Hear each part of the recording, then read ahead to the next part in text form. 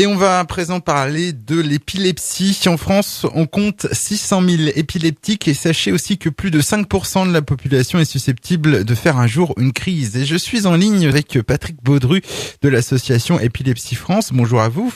Bonjour.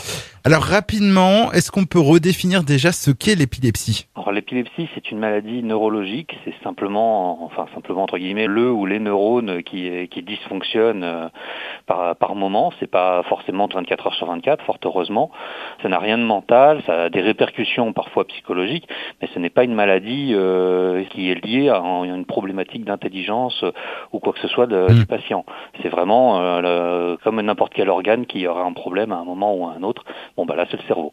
Alors comment se traduit une crise d'épilepsie ? Des crises d'épilepsie, parce que maintenant on parle de plus en plus des épilepsies, justement, c'est qu'en fait, c'est pas forcément tous les neurones qui dysfonctionnent, ça peut être simplement une zone du cerveau ou plusieurs zones, et en fonction de la zone touchée, de l'âge de la personne, des traitements qu'on prend par ailleurs, de beaucoup de choses, l'expression des crises va être très différente. Alors, il y a les crises très connues avec la personne qui chute et qui convulse, mais ces crises-là ne touchent pas la majorité des patients. On peut avoir des patients simplement où c'est une perte de connaissance mais sans chute, c'est la personne qui reste immobile pendant quelques secondes. On peut avoir simplement des mouvements involontaires ou alors des TOC, aussi des hallucinations.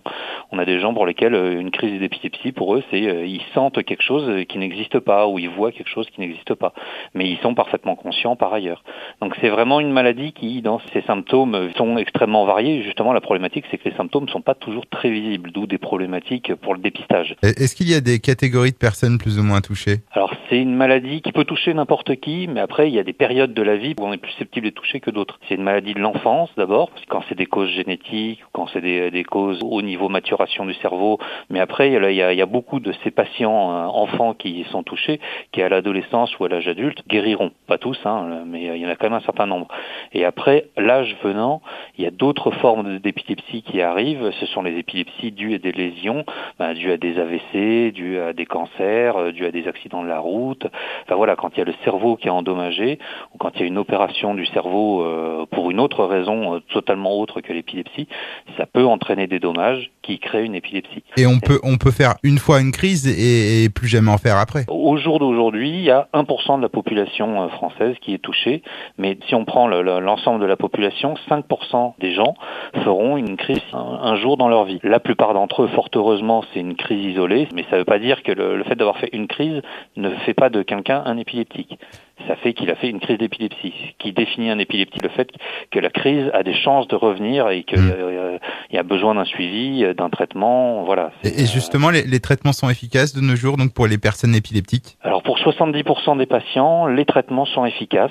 Il y a 30% des patients pour lesquels les traitements ne sont pas efficaces ou ne sont pas assez efficaces ou alors perdent de leur efficacité avec le temps. Mais donc il y a quand même en gros 70% des patients qui vivent leur épilepsie avec pas de crise ou quasi pas de crise, qui sont mêlés à la population normale. Vous en avez sans doute autour de vous sans le savoir. On terminera par votre association, donc Épilepsie France. Quelles sont vos missions et vos actions ? Épilepsie France, c'est une association nationale de patients.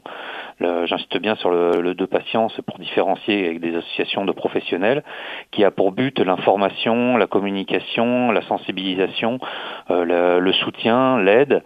On a des correspondants locaux un petit peu partout en France qu'on peut contacter vraiment s'il y a un besoin, s'il y a une problématique particulière. On peut faire par exemple des choses bêtes, c'est aller faire de la sensibilisation en entreprise ou à l'école pour expliquer quel est le problème. Parce que comme c'est une maladie qui est très méconnue, on se retrouve souvent avec des gens qui ont peur d'en parler.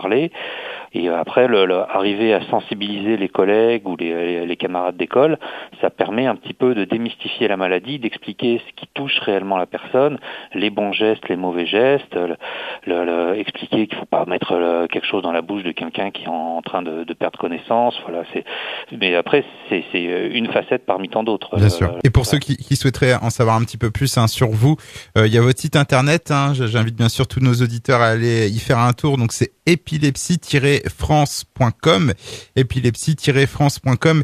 Et puis on vous retrouve aussi sur Facebook, la page épilepsie-france. Je vous remercie, Patrick Baudru, de nous avoir un peu éclairé sur ce vaste sujet qu'est l'épilepsie. Je vous dis au revoir. Eh ben, au revoir, merci et bonne journée à vous et bonne journée aux auditeurs.